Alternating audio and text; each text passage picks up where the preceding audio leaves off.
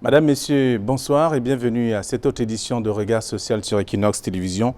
Ce sont des cas sociaux qui ont sans doute retenu votre attention pendant ou encore après leur diffusion sur ces mêmes antennes et notamment dans le cadre de Regard social qui a pour objectif, entre autres, de redonner le goût de la vie à ceux qui l'avaient déjà perdu.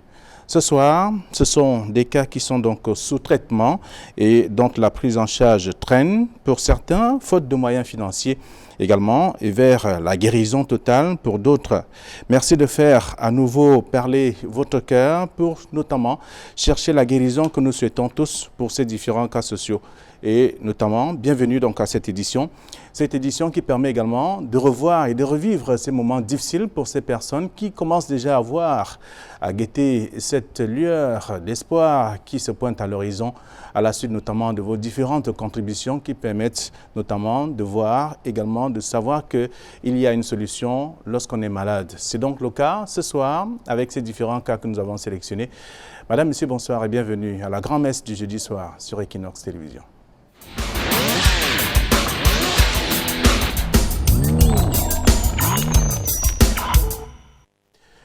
Pour ce soir, Ngolé Marie-Madeleine, c'est cette dame qui souffrait atrocement lors de son passage sur le plateau de Regard social. Souvenez-vous, c'était le 14 janvier 2021.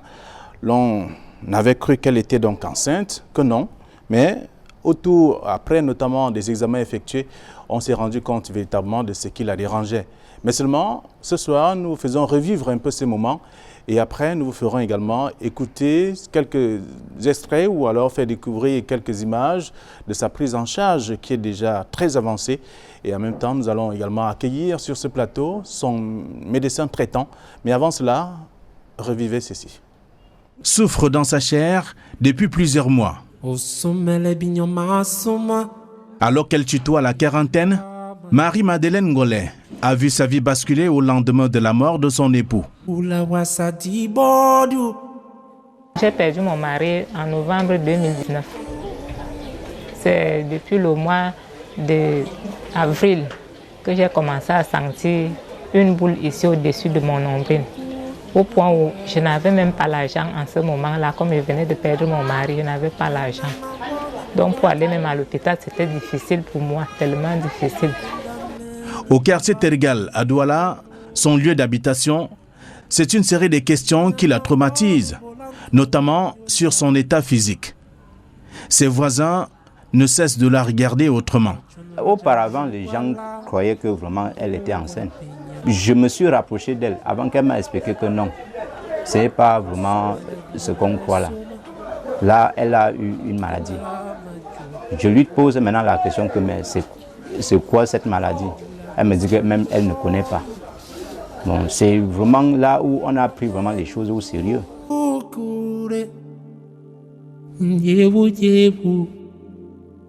Marie-Madeleine, qui arpente les ruelles de son quartier, n'est pas enceinte. La veuve qui dit être seule au monde traîne une kyrielle de... À l'hôpital, on avait dit que j'avais une infection du foie et j'avais aussi un kyste ovarien et aussi j'avais le rhumatisme général, donc tout mon corps, j'avais le rhumatisme dans tout mon corps. C'est ça qu'on m'avait dit à l'hôpital. Je ne suis pas allée au village parce que non seulement l'année que j'ai perdu mon père, c'est la même année que j'ai perdu mon mari. Donc au village, je n'ai plus personne. Mes deux sœurs qui sont là-bas, ils ont la charge qu'ils accouchent les enfants avec des hommes différents. Ma petite sœur a 5 enfants avec 3 pères. Ma grande sœur a aussi 6 enfants avec 2 pères. Donc ils se battent comme ça là. Ils ne sont pas dans les maisons des hommes. Donc ils se battent comme ça. Notre maman aussi est déjà aveugle. Donc je ne vois personne qui pouvait prendre même ce genre de charge là-bas dans ma famille. Tout le monde est démuni. La plupart de mes frères même sont déjà décédés. Ceux qui pouvaient même faire un bras droit pour le genre de problème, si tous sont déjà décédés.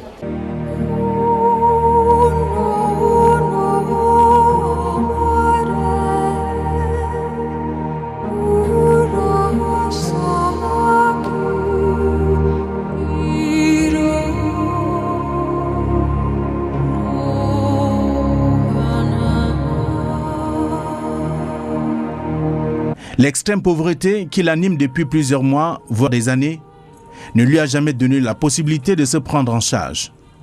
Elle est aujourd'hui une vendeuse de charbon au rabais.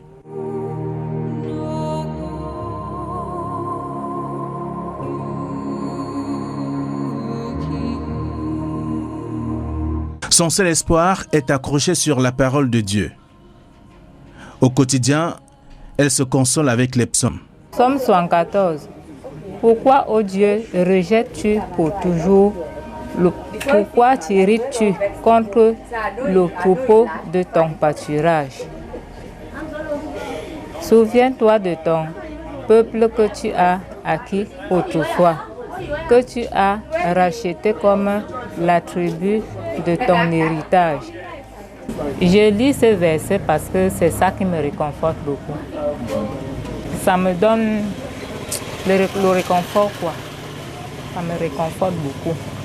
Quand je lis ça, je suis tranquille dans mon cœur.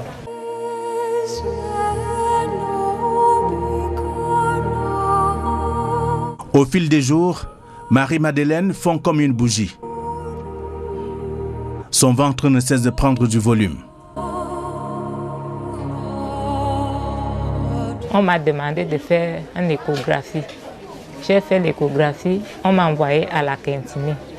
Et arrivé à la Quintinie, on m'a demandé de refaire encore une autre échographie parce que l'autre là, ils ont dit qu'ils ne sont pas sûrs de ce que l'autre là, les réponses de l'autre. Donc il fallait que je refasse encore une autre échographie de 25 000 à la Quintinie. Ce que je ne pouvais pas avoir, je suis rentrée comme ça, je ne pouvais rien. C'est après que je me suis battue encore, avec un peu de force que j'avais, je me suis battue. Je suis partie dans une clinique là-bas à quoi faire un bilan général. Donc c'est à travers ce bilan général qu'on m'avait dit que j'avais l'infection du foie et le kyste ovarien et le rhumatisme dans tout le corps.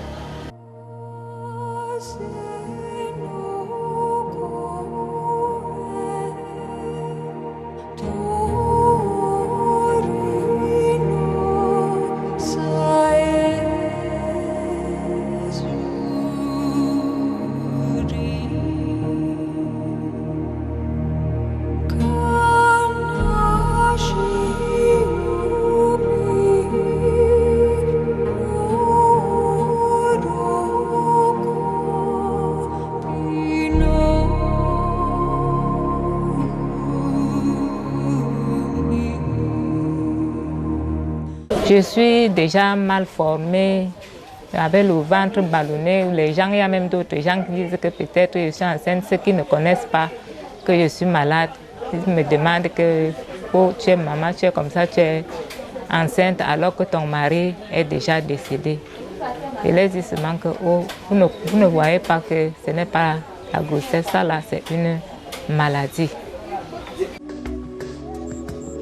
Jean-Claude est son proche voisin. Chaque jour, il passe lui dire bonjour et prendre de ses nouvelles, car son état de santé inquiète. De jour au jour, ça lui menaçait.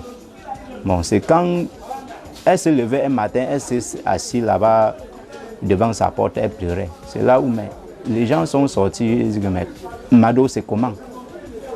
Après son retour de l'enterrement de son mari, elle a continué à habiter ici, seule.